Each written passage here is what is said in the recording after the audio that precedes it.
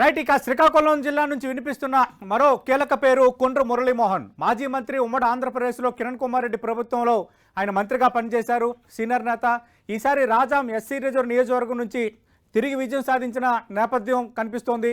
మామూలుగా మంత్రివర్గ కూర్పు అంటే అన్ని సామాజిక వర్గాల కూర్పు, అన్ని రకాల సోషల్ ఈక్వేషన్స్ను పరిగణలోకి తీసుకున్న క్యాబినెట్ కూర్పు అనేది ఉంటుంది కాబట్టి ఖచ్చితంగా ఎస్సీ కోటాలో కొండ్రు మురళీమోహన్కి ఈసారి ఛాన్స్ దక్కొచ్చంటున్నారు. గతంలో మంత్రిగా పనిచేసిన అనుభవం ఉంది.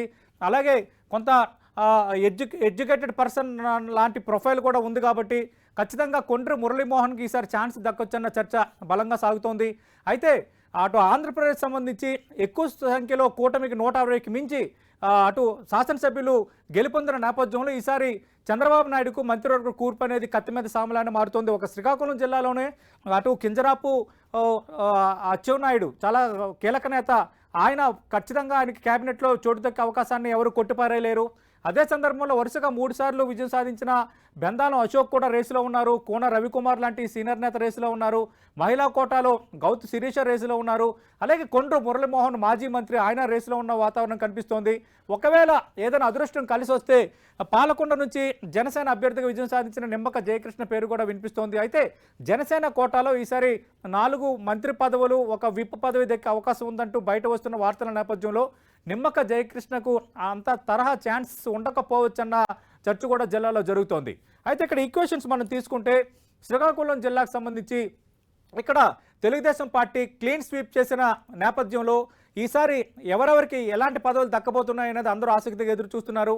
కేవలం క్యాబినెట్లో మంత్రి పదవులతో కాకుండా అటు చీఫ్ విప్ కానీ విప్ పదవులు ఉన్నాయి, అలాగే మిగతా పదవులు కూడా ఉన్నాయి. కాబట్టి మరి చంద్రబాబు నాయుడు ఎవరిపై కరుణ చూపుతారు, ఎవరిని ఏ స్థానాల్లో పెడతారని జిల్లాలో ఇప్పటికే విస్తృతంగా చర్చ మొదలైంది.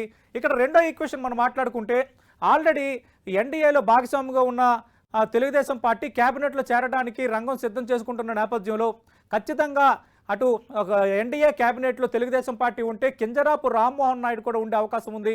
ఎందుకంటే ఆయన ఈసారి ఎన్నికల్లో కూడా విజయం సాధించిన నేపథ్యం, సీనియర్ నేత, కింజరాపు ఫ్యామిలీకి చెందిన నేత కాబట్టి ఖచ్చితంగా కింజరాపు రామ్మోహన్ నాయుడు అక్కడ క్యాబినెట్లో ఉండే అవకాశం ఉంది.